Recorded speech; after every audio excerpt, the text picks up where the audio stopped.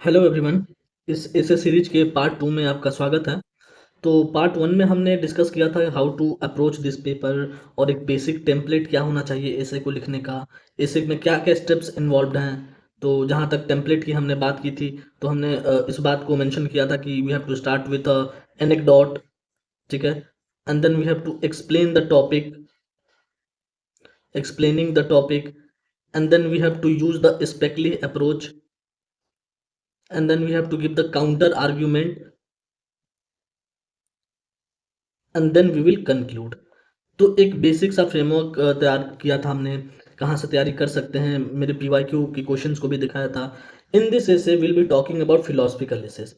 तो एक ऐसे जो ऐसे का डिफरेंशिएशन हम लोग कर रहे थे, उसमें यू कैन लाइक बीपीएससी के पैटर्न को भी हमने देखा था। तो पहला part you can say GS assess.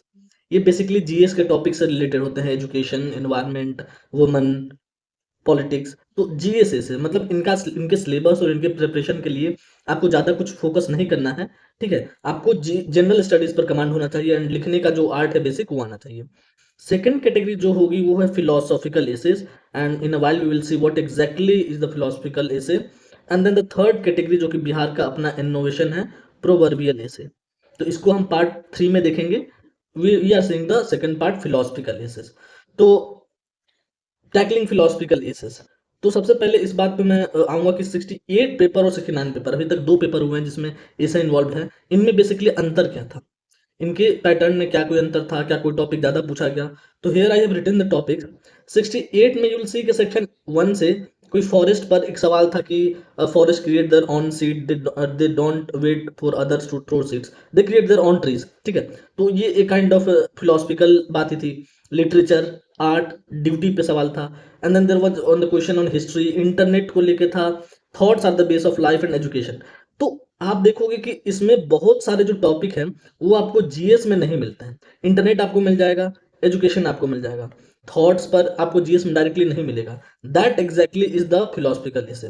वहीं 69 में ऐसे टॉपिक्स कम थे। आपको agriculture, science and tech, black economy, black money economy, communication revolution, women empowerment, एक योगा था जो थोड़ा ऑफ बीट था, new education policy, climate change. तो अंतर यही था। जो 69 का पेपर 68 का पेपर था वो हेवली फिलोसफिकल था, क्योंकि मुझे जहां तक लगता है कि यूपीएससी के पैटर्न को कॉपी करने की कोशिश की गई थी वहां पे ज्यादा। तो फिलोसफिकल ऐसे जो यूपीएससी में आते हैं उसको सीधे सीधे उठाया गया उस टाइप को। लेकिन 69 में भी उस लेवल को समझा गया कि अचानक से उतना लेवल हाई करने की जरूरत नहीं है, तो जनरल स्टडीज बेस्ड किया गया। और मेरा ऐसा मानना है कि इनका बैलेंस ही है जो अब एग्जाम में आएगा, कि you can have some topics जो कि फिलोसफिकल होंगे और सम जो कि जनरल होंगे। तो यहीं पर हम आते हैं कि what exactly are the philosophical essays, ठीक है। तो जो फिलोसफिकल एसेस हैं उनका बेसिक फीचर ये है कि ये नॉन जीएस बेस्ड होंगे, ठीक है। जनरल स्टडीज पे बेस्ड नहीं होंगे। आपको कोई भी फिलोसफी दी गई, कोई भी कोट्स आपको दे दिया जाएगा, honesty is the best policy, this is a philosophical topic, ठीक है। आपको कोट्स बेस्ड ऐसे मिल सकता है, इसमें कोई सेइंग कही गई है उसकी बात हो सकती है। एथिक्स पे सवाल होंगे, ठीक है। एथिक्स पे सवाल जो कि यूजुअली आप जनरली पढ़ते नहीं हो, वैसे टॉपिक्स को जो कि एब्स्ट्रैक्ट इश्यूज को टच करता है, ठीक है, एब्स्ट्रैक्ट इश्यूज को टच करता है, वो आपका फिलोसफिकल ऐसे हुआ, ठीक है। और इसकी इंपॉर्टेंस मैंने बता दी कि 68 में हेवली फिलोसफिकल था, 69 में नहीं था, लेकिन कभी भी इस क्रम को बदला जा सकता है।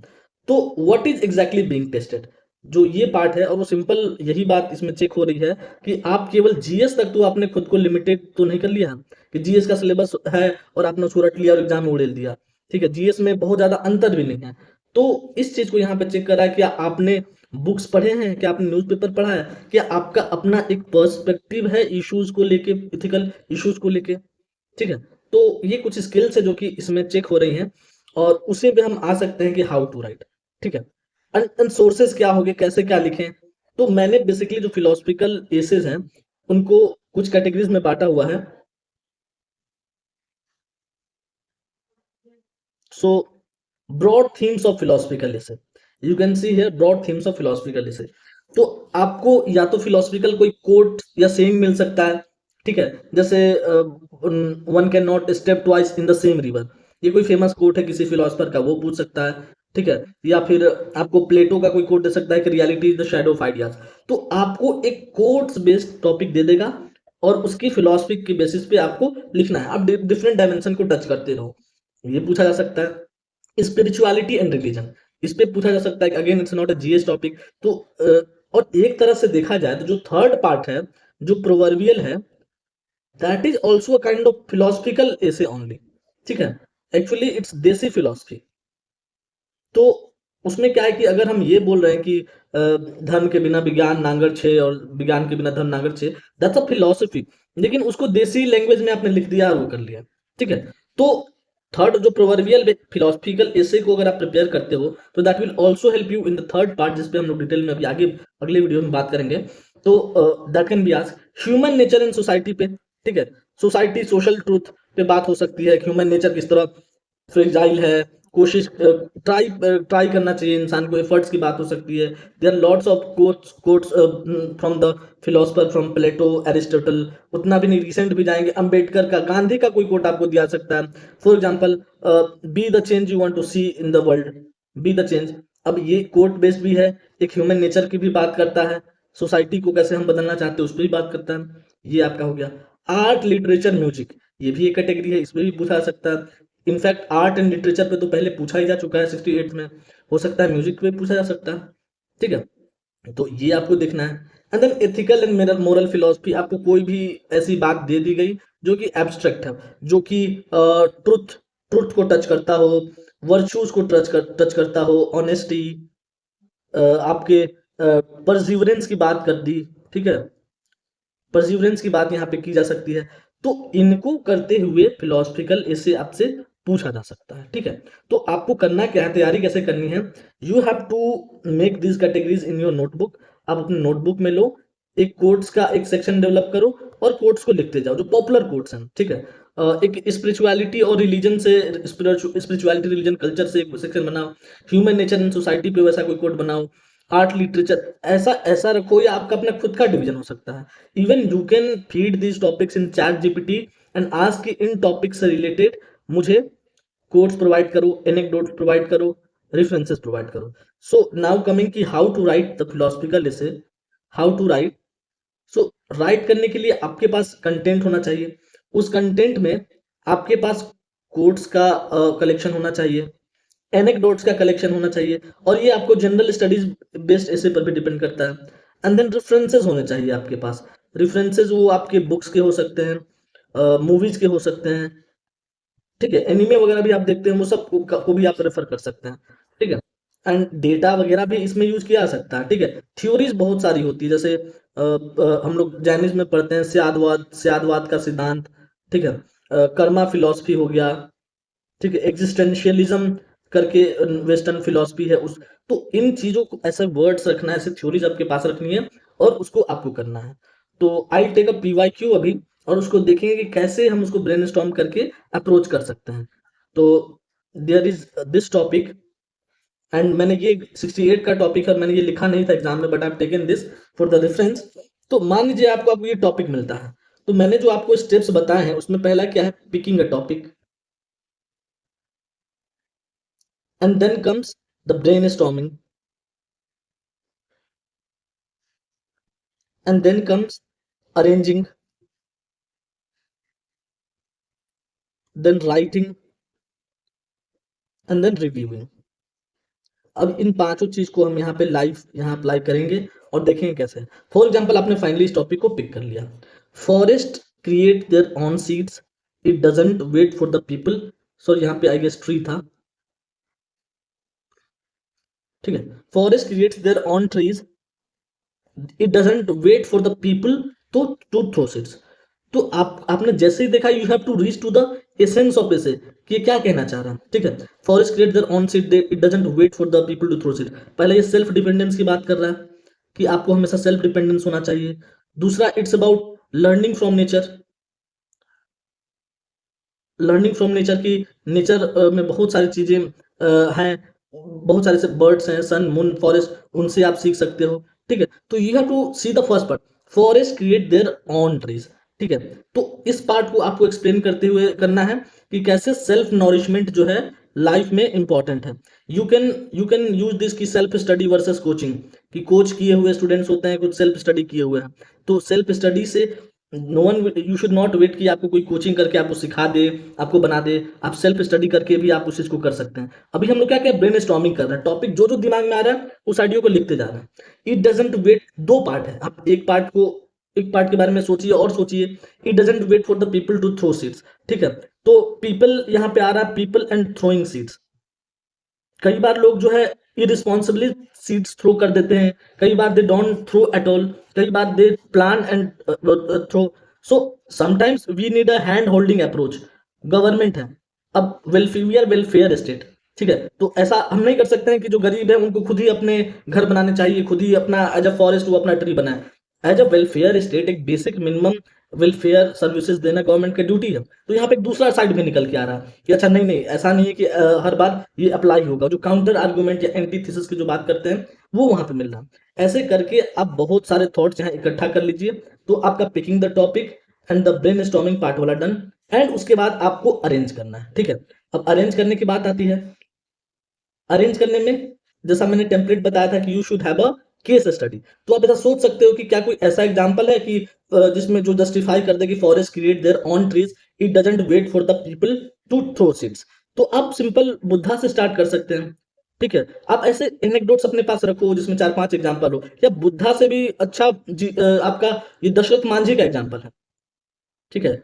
इनफैक्ट दशरथ मांझी वाला एग्जांपल मैंने अपने सिचुएट वाले ऐसे में यूज किया था, लेकिन वो अलग कॉन्टेक्स्ट में था, अलग टॉपिक था। लेकिन वो सेम एग्जांपल आपको जस्टिफाई करना है कि यू आर मेंशनिंग कि किस तरह after the death of the wife of Dashrath Manjhi, he was बिल्कुल he was broken. And then government से कोई सपोर्ट नहीं था, एंड उसने वेट नहीं किया कि अदर गवर्नमेंट या पीपल उसको वो करे, खुद से उसने उस पहाड़ को काटा and created a path out of it. That justify that ki forest create their own trees, it doesn't wait for the people to throw seeds, सीधे। And then you'll mention कि in this essay we will see that how we can learn from nature, how the virtue of self dependence, self reliance, आत्मनिर्भर Bharat, simple आत्मनिर्भर भारत की यहाँ पे conception आ जा रहा है कि Atmanirbhar Bharat can be justified.